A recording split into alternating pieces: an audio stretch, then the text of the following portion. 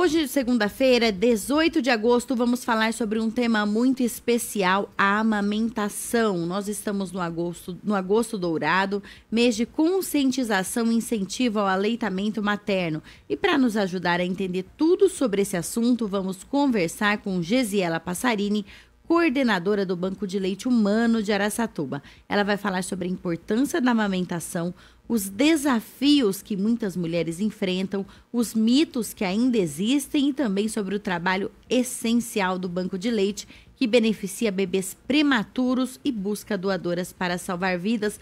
Você que tem dúvidas, quer enviar sua pergunta, vai lá no canal no YouTube ou no Facebook, perfil Suelen Giron, e manda a sua pergunta pra gente. Você que não amamenta, mas convive com alguma mulher que amamenta ou está para amamentar, fica ligado aqui nessa entrevista também e interaja se você tiver alguma dúvida ou comentário. Bom dia, Gesiela, muito obrigada por estar aqui com a gente. Nós que agradecemos, é sempre um prazer estar aqui na Jovem Pan, falando sobre esse tema tão importante que é o Agosto Dourado, o mês de incentivo e ao apoio ao aleitamento materno. Para a gente começar, o que é o Banco de Leite de Araçatuba e quais os serviços que ele oferece para os bebês da nossa cidade? O Banco de Leite Humano ele é um serviço altamente especializado e aí ele é responsável aí pela captação do leite excedente. Então, eu acho que isso é uma coisa que a gente precisa deixar assim bastante claro, né? Então, o Banco de Leite, como ele é um centro especializado, ele também promove, apoia e incentiva o aleitamento materno. E aí, né, aquela mãe, aquela puérpera que tem leite em excesso, é esse leite que a gente capta, processa esse leite e aí encaminha para os prematuros internados nas UTIs neonatais aqui da nossa cidade. E aí uma das facilidades, né, que a gente tem que ter aí é o acolhimento aí dessa puérpera, dessa mãe. Então, o Banco de Leite, ele vai até a residência da doadora, ele oferece todas as orientações para que ela faça a captação desse leite, o armazenamento, e aí uma vez por semana a gente passa na casa dela aí para trocar os potinhos cheios, né, de leite pelos vazios. Então, isso é uma comodidade, né, uma segurança que a gente dá aí para as nossas doadoras. Você falou sobre os potinhos, esse recipiente também é fornecido pelo Banco de Leite. Isso, o Banco de Leite, a gente fala que a gente oferece o kit, né, da ordenha.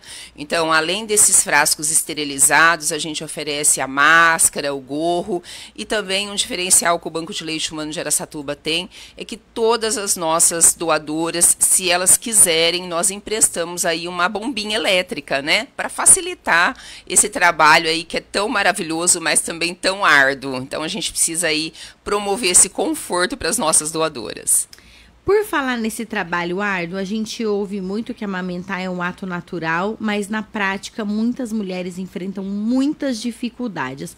Quais são os problemas mais comuns que vocês percebem?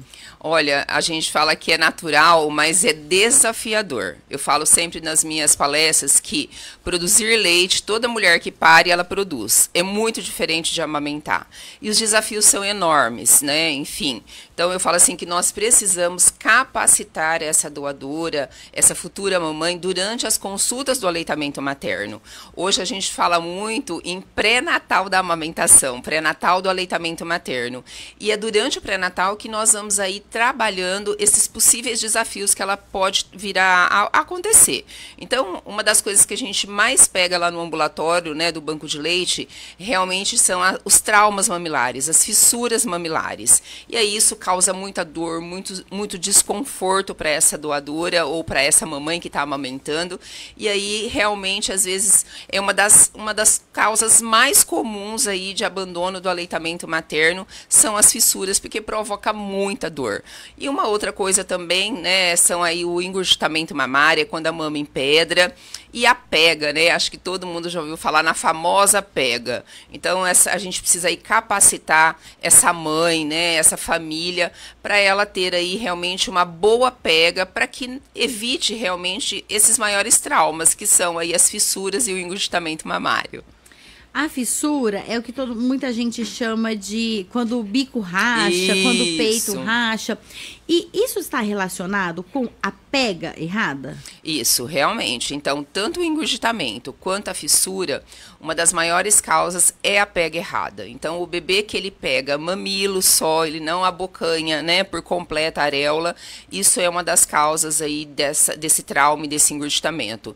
E quando a mama também tá cheia, tá empedrada, né, ela fica tão dura, que perde aí a flexibilidade dessa areola e desse bico, que pode também causar aí esse trauma, essa fissura, né, essa mama rachada, que às vezes sangra, né? E aí, enfim, realmente é um desafio mais intenso ainda para a mulher conseguir amamentar por conta da dor. Vamos falar agora do comecinho ali, no caso quem está grávida ainda, na gestação. O que essa grávida pode fazer para evitar ter problemas e também para ir treinando de alguma forma a amamentação? De primeiro, a gente falava muito de preparo das mamas. Gente, caiu tudo por terra, tá? Nós precisamos preparar a cabeça esse negócio da gestante. De passar bucha nas mamas, tomar sol, não adianta se não preparar ali outras coisas, é não, isso não adianta. Então, a gente não tem trabalhos robustos, científicos, que afirmem que isso tem alguma diferença. Então, nós precisamos realmente participar aí dos grupos de gestante, assistir vídeos bons, né, na internet, que hoje é uma facilidade, principalmente com relação à pega correta. Porque se esse bebê consegue ter uma boa pega, eu tenho aí realmente aí um prazer durante o aleitamento materno, porque a gente previne, como eu falei para você, a questão da fissura, dos traumas mamilares. Participar aí de oficinas de gestantes, né? Treinar como pegar o bebê, como esse bebê abocanhar essa mama. Realmente isso faz toda a diferença nos primeiros dias do aleitamento materno, que são desafiadores. E às vezes a gente acha, né, que é muito fácil, e tem mulheres que passam aí por grandes desafios, principalmente nessas primeiras semanas. E acontece, por exemplo, da mãe da criança ali não acertarem no primeiro momento, mas depois de um tempo conseguir corrigir essa pega? Por exemplo, quem está ouvindo a gente, que já tem um bebê ali, por exemplo, de um mês mais ou menos, está com dificuldade, dá tempo ainda de corrigir isso? Na verdade, com certeza, né? Dá tempo. Só que se está amamentando e está com dor, tem alguma coisa errada. Então, não espere um mês, né? Procure um profissional de saúde, procure o banco de leite, procure as unidades básicas de saúde, porque às vezes uma simples correção que a gente faz na pega salva realmente os 2 anos de aleitamento materno. Então, como eu falei para você, não espere. Se tá sentindo alguma coisa, se tá percebendo que tá doendo, se tá percebendo que o bebê, a hora de mamar, tá fazendo, por exemplo, barulhos, estalinhos, tem alguma coisa errada com a pega. Procure um profissional. Então, o ideal é que a mãe não sinta dor e não faça barulho também durante a amamentação. É isso? Isso, exatamente. Então, a gente fala que precisa ter um alinhamento correto e uma abertura de boca, né? Hoje a gente fala de acoplar mama e a boca do bebê. E aí, realmente, quando há esse acoplamento, não tem entrada de ar, não tem barulho. E esse alinhamento também de cabeça, tronco e quadril. Então, precisa ter esse alinhamento. E aí, às vezes, né, por mais que às vezes as pessoas, né, já têm experiência, enfim, não conseguem enxergar esse alinhamento, essa pega correta, e aí às vezes vale a pena sim dar um pulo aí, né, num profissional mais especialista para fazer uma correção ou até para a gente afirmar, olha, você está no caminho certo, está indo tudo bem. E no caso das mulheres, eu estava pesquisando para fazer essa entrevista, né, a pauta o roteiro dessa entrevista, tem mulheres que têm o bico invertido. Isso atrapalha a amamentação? Olha, eu estava no treinamento semana passada, né? Por mais que a literatura fala que o bico não atrapalha, na prática a gente vê que realmente é um desafio maior, né? Então, o bico protuso, ele tem sim uma facilidade a hora que o bebê vai abocanhar. E o bico invertido precisa sim de um acompanhamento mais próximo. Essa família realmente está aberta para esses desafios, porque realmente, assim, na prática a gente observa que não é tão fácil quanto se fosse um bico, por exemplo, protuso. O bico de silicone pode auxiliar nesse caso? Então, o bico de silicone a gente realmente indica em casos muito bem avaliados e ele tem que ser muito bem indicado e com muito critério.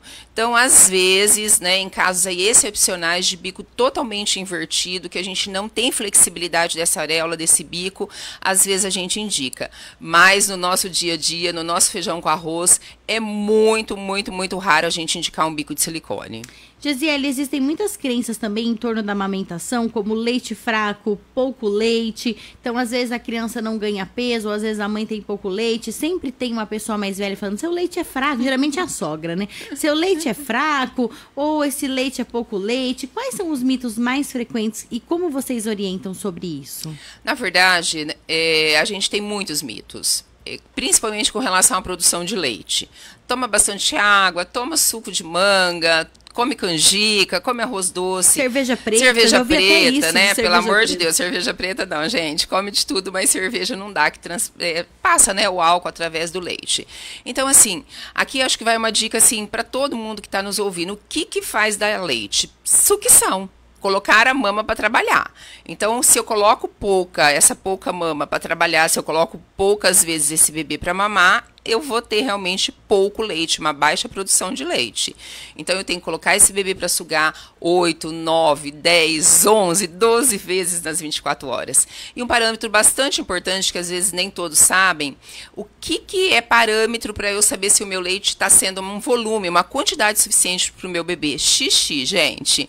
Não é cocô, às vezes não necessariamente ganho de peso, porque às vezes tem famílias, né, que são assim, tem um padrão aí menor, enfim, mas sucção e xixi. Então, esse bebê ele tem que fazer mais que 6, 7, 8 xixis nas 24 horas. Então, é esse controle que eu tenho que ter.